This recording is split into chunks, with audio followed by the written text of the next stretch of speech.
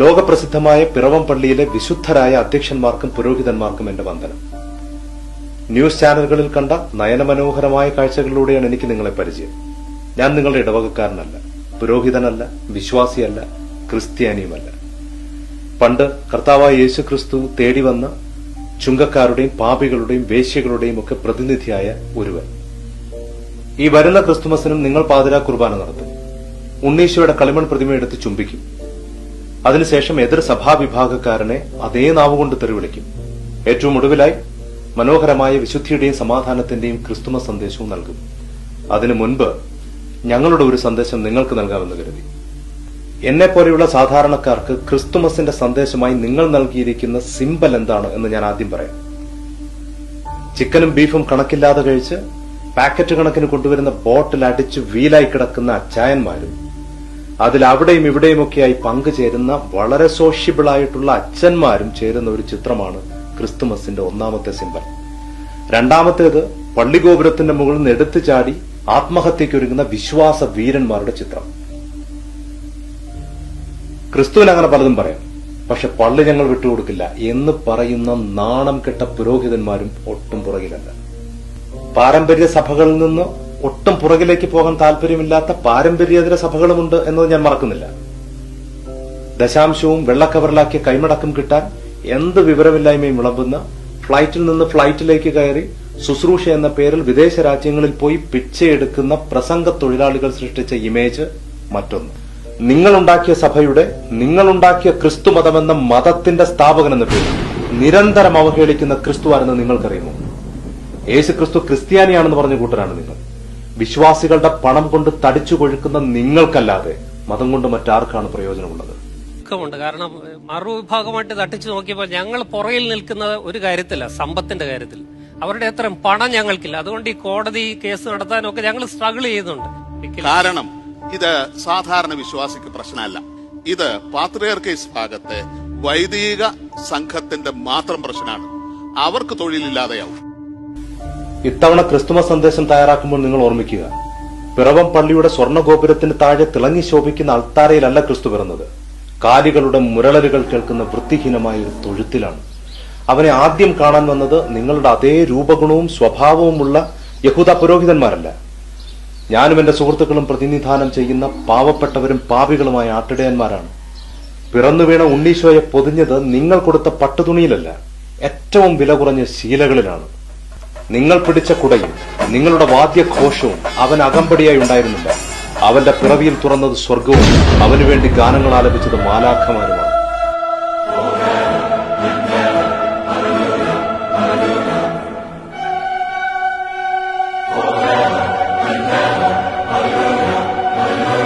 കിഴക്കുനിന്ന്, അന്ത്യോക്യയിൽ നിന്നല്ല, കിഴക്കുനിന്ന് വന്ന വിദ്വാൻമാർ ആദ്യം തിരക്കിയത് ആത്മീയ സിദ്ധാന്തങ്ങളുടെ ഉപജ്ഞാതാവിനെയല്ല, ഭാവിയിൽ പിറവം പള്ളിക്കാർ കരിവാരിത്തേക്കാൻ ശ്രമിക്കുന്ന ഒരു മതസ്ഥാപകനെയുമല്ല.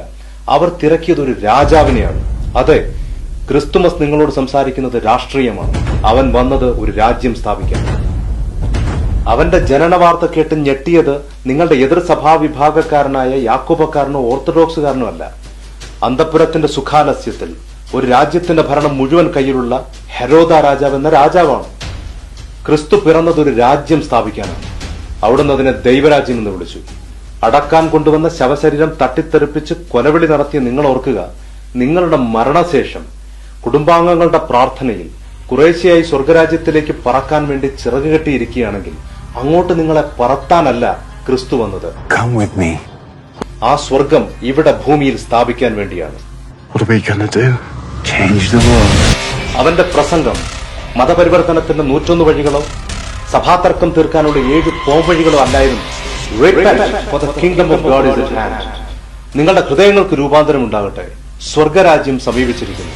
അവന്റെ പ്രസംഗം കേട്ട് പക്ഷെ ഹാലിളകിയത് നിങ്ങളുടെ മുൻതലമുറക്കാർക്കായിരുന്നു. നീളൻ കുപ്പായങ്ങളിൽ പ്രത്യക്ഷപ്പെടുന്ന നടുക്കെട്ടുള്ള സുവർണ സരപ്പൊളിയുള്ള മതപുരോഹിതന്മാർ അവനെ ദുരുപദേഷ്ടാവെന്ന് വിളിച്ചു. അവനുവേണ്ടി കൊലക്കത്തി രാഗി മിനുക്കി, അവനുവേണ്ടി ആണിയും കുരിശും പറഞ്ഞുറപ്പിച്ചു. പക്ഷെ അവർ നിങ്ങളെക്കാൾ മെച്ചമായിരുന്നു. അവനെ അവർ നേരിട്ടെതിർത്തു. നിങ്ങളെപ്പോലെ അവന്റെ പേര് പറഞ്ഞ് അവന്റെ രാജ്യത്തെ തച്ചുടയ്ക്കാൻ അവർ ശ്രമിച്ചില്ല. അവർ ഒരിക്കലും അവനൊരു പുതിയ മതം സ്ഥാപിക്കാൻ ശ്രമിക്കുന്നു എന്ന് അവനെ കുറ്റപ്പെടുത്തിയില്ല. കാരണം ജിഹാദി, ഹിന്ദുത്വ, കുരിശു യുദ്ധങ്ങൾ തീർക്കുന്ന മതങ്ങളെ അവൻ അങ്ങേയറ്റം വെറുത്തിരുന്നു. നവഖാലിയിലും ഗോത്രയിലും കുരിശു യുദ്ധഭൂമികളിലും വീണത് അവന്റെ കണ്ണുനീരായിരുന്നു. നിങ്ങളോ ഒരു പുതിയ മതമുണ്ടാക്കി അവിടുത്തെ അതിന്റെ സ്ഥാപകനുമാക്കി.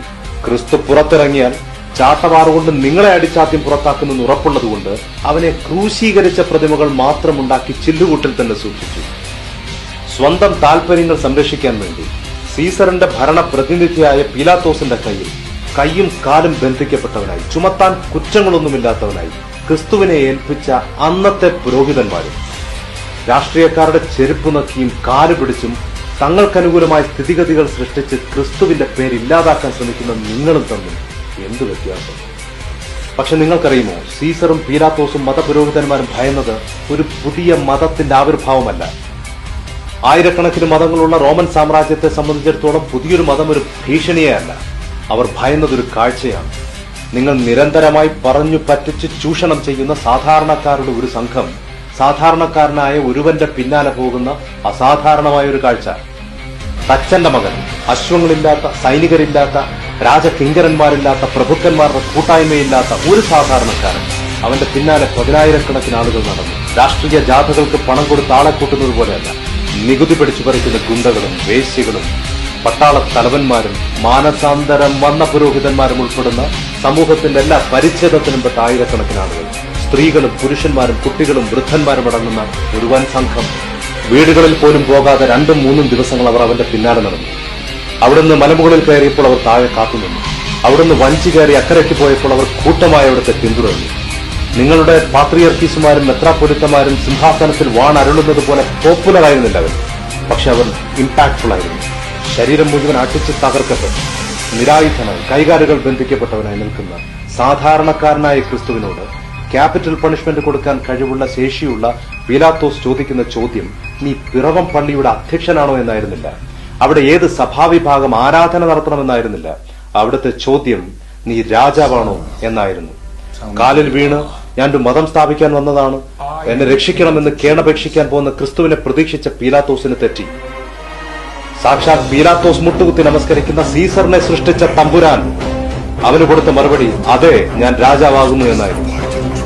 ആത്മാഭിമാനത്തിന് മുറിവേറ്റ പീലാത്തോസ് ബന്ധിക്കപ്പെട്ടവനായ, നിരായുധനായ, സൈനികരില്ലാത്ത ക്രിസ്തുവിനോട് ചോദിക്കുന്നു, നിനക്ക് മരണശിക്ഷ വിധിക്കാൻ എനിക്ക് അവകാശമുണ്ട് എന്ന് നീ അറിയുന്നുണ്ടോ? അതിന് ക്രിസ്തുവിന്റെ മറുപടി അധികം തിയോളജിയൊന്നും പഠിക്കാത്ത സാധാരണക്കാരനായ എനിക്ക് മനസ്സിലാകുന്നത്, എന്നെ പോലെയുള്ളവർക്ക് മനസ്സിലാകുന്നത് ഇങ്ങനെയാണ്. പ്രിയപ്പെട്ട പീലാത്തോസെ, എന്റെ ഗവൺമെന്റ് ഇവിടെ നിന്നല്ല, അങ്ങ് മുകളിൽ നിന്നാണ്. എനിക്ക് വേണ്ടി യുദ്ധം ചെയ്യാൻ തയ്യാറായി നിൽക്കുന്നത് നിന്റെ കത്തി കണ്ടാൽ ഭയപ്പെടുന്ന 4 സൈനികരല്ല, സഹസ്രകോടി ദൂതന്മാരാണ്. അവരിൽ ഒരു ചെറിയ കൂട്ടത്തിന് കൊന്നൊടുക്കാനുള്ള ആളുകൾ നിന്റെ സൈന്യത്തിലെന്നല്ല, ഈ ഭൂമിയിലേ ഇല്ല. പക്ഷേ എന്റെ രാജ്യം ഐക്യമില്ല. അതിവിടുത്തെ രാഷ്ട്രീയക്കാരുടെയും രാജാക്കന്മാരുടെയും രീതിയിലുള്ളതല്ല. ഇലക്ഷൻ അടുത്തു വരുന്ന സമയം 4 വോട്ടിനു വേണ്ടി 40 വട്ടം കള്ളം പറയുന്ന പ്രധാനമന്ത്രിമാരുടെയും പരിവാരങ്ങളുടെയും നെറികെട്ട രാഷ്ട്രീയമല്ലത്. ഒരു അഗ്നിജ്വാല പോലെ മനുഷ്യരെ കീഴടക്കുന്ന, ഭരിക്കുന്ന, ട്രാൻസ്ഫോം ചെയ്യുന്ന ഒരു രാജ്യം. ആസിഫമാരും നിർഭയമാരും സൃഷ്ടിക്കപ്പെടാത്ത രാജ്യം. കറുത്തവനും വെളുത്തവനും മനുഷ്യനാകുന്ന രാഷ്ട്രം. ആദിവാസിയും ബ്രാഹ്മണനും ജാതിചിഹ്നങ്ങൾ മറന്നു പോകുന്ന ഒരു രാഷ്ട്രം. ഒരാളും പട്ടിണി കിടക്കാത്ത രാജ്യം. ഒരു കുട്ടി അഭയത്തിനു വേണ്ടി അലമുറയിട്ട് കരയാത്ത രാജ്യം. ബോധമറ്റുകൊണ്ട് വീടുകളിൽ ഭയാന്തരീക്ഷം സൃഷ്ടിക്കുന്ന അച്ഛന്മാരില്ലാത്ത രാഷ്ട്രം. പഞ്ചായത്ത് മുതൽ പാർലമെന്റ് വരെ കൈക്കൂലി വാങ്ങുന്ന ഉദ്യോഗസ്ഥ ചെന്നായ്ക്കൾ വാഴാത്ത രാജ്യം. ഒരു പെണ്ണിന്റെ ശരീരത്തിൽ അവളുടെ ഇഷ്ടം കൂടാതെ ഒരുത്തരും കൈവയ്ക്കാത്ത രാജ്യം. ക്രിസ്തു വിഭാവനം ചെയ്യുന്ന ദൈവരാജ്യത്തിന്റെ അടിസ്ഥാനങ്ങൾ സത്യവും കരുണയും നീതിയും സ്നേഹവുമാണ്. അടുത്ത സഭാവിഭാഗക്കാരന്റെ തലതല്ലിപ്പൊളിക്കാൻ ഓങ്ങുന്ന ഇരുമ്പ് കഷ്ണമല്ല അതിന്റെ ചിഹ്നം, ത്യാഗത്തിന്റെ കൊടുമുടി പേറുന്ന കുരിശാണ്. ക്രിസ്തുവിന്റെ രാഷ്ട്രം പുലരുന്നത് പഞ്ചായത്തിന്റെ വരാന്തകളിലല്ല, നിയമസഭയുടെ കവാടങ്ങളിലല്ല, പാർലമെന്റിന്റെ അധ്യക്ഷ സ്ഥാനത്തുമല്ല. അവയെല്ലാം സൃഷ്ടിക്കുന്ന മനുഷ്യന്റെ ഹൃദയങ്ങളിലാണ്. വിദ്യാഭ്യാസമില്ലാത്ത 11 പേരിൽ തുടങ്ങിയ ആ രാഷ്ട്ര നിർമ്മാണം 21 നൂറ്റാണ്ടുകൾ പൂർത്തിയാക്കുകയാണ്. ക്രിസ്തുവിന് മരണശിക്ഷ വിധിച്ച റോമൻ സാമ്രാജ്യം മണ്ണടിഞ്ഞു. പീലാത്തോസ് ചരിത്രത്തിലെ വില്ലൻ കഥാപാത്രമാണ്. അന്നും ഇന്നും പ്രപഞ്ചത്തിൽ ഒരു ഹീറോയേ ഉള്ളൂ. അത് പൃഥ്വിരാജിന്റെ ലൂസിഫറിൽ പറയുന്ന ചെകുത്താനല്ല. ആ ചെകുത്താന്റെ ചിറകടിഞ്ഞ് താഴെ വീഴ്ത്തിയ, ക്രൂശിൽ അവന്റെ ശിരസറുത്ത, അഗ്നിജ്വാലക്കൊത്ത കണ്ണുകളുള്ള ആഴിയെ കൈകളിൽ തൂക്കി നോക്കുന്നു ഭൂമിയെ തന്റെ പാദപീഠമാക്കുന്ന രാജാതി രാജാവായ ക്രിസ്തു, the king of all Kings. ലോകത്തിന്റെ നെറുകയിൽ കാൽച്ചവിട്ടിയ നെപ്പോളിയൻ ബോണപ്പാർട്ട് പറയുന്നു, സീസറും അലക്സാണ്ടറും ചാർലിമേനും ഞാനും ബലം കൊണ്ട് സാമ്രാജ്യങ്ങൾ ഉണ്ടാക്കി, ക്രിസ്തു മാത്രം സ്നേഹം കൊണ്ടൊരു സാമ്രാജ്യം ഉണ്ടാക്കി. ഞങ്ങളുടെ സാമ്രാജ്യങ്ങൾ ഉടഞ്ഞു തകരുമ്പോൾ ഈ നിമിഷത്തിൽ അവനു വേണ്ടി മരിക്കാൻ ദശലക്ഷക്കണക്കിന് ആളുകൾ തയ്യാറായി നിൽക്കുന്നു. From the first day to the last, he is the same, majestic and simple, infinitely firm and infinitely gentle. He proposes to our faith a series of mysteries and commands with authority that we should believe them, giving no other reason than those tremendous words, I am God. ബഹുമാനപ്പെട്ട വിശുദ്ധരായ പിറവം പള്ളിയുടെ സഭാധ്യക്ഷന്മാരെ, Thomas ലീഹയുടെ Palestine അല്ല നിങ്ങളുടെ നാട്, സിംഹാസനം വാണരുളുന്ന അന്ത്യോക്യമല്ല, ഈ നാടാണ്. പെറ്റമ്മയ്ക്ക് തുല്യം കാണേണ്ട നിങ്ങൾ പിറന്ന മണ്ണ്. ഇവിടെ 55 ലക്ഷം ബാലവേശ്യകളുണ്ട്. 2 കോടിയോളം കുട്ടികൾ തെരുവിലറിയുന്നുണ്ട്. 1 കോടിയിലധികം കുട്ടികൾ നിർബന്ധിതമായി ബാലവേല ചെയ്യുന്നുണ്ട്. ഓരോ മിനിറ്റിലും പെൺകുട്ടികൾ ബലാത്സംഗം ചെയ്യപ്പെടുന്നുണ്ട്. നാണമില്ലേ നിങ്ങൾക്ക് ഒരു കോൺക്രീറ്റ് കെട്ടിടത്തിന് വേണ്ടി യുദ്ധം ചെയ്യാൻ? ഇരുട്ട് ബാധിച്ച, ജീവിതം നഷ്ടപ്പെട്ടു പോയ, തകർന്നുപോയ, തളർന്നുപോയ ഇക്കൂട്ടരിൽ ഒരാൾക്ക് നിങ്ങൾ ഭക്ഷണം കൊടുക്കൂ. അതാണ് നിങ്ങളുടെ ക്രിസ്തുമസ് സന്ദേശം. അതാണ് ദൈവരാജ്യത്തിന്റെ സന്ദേശവും.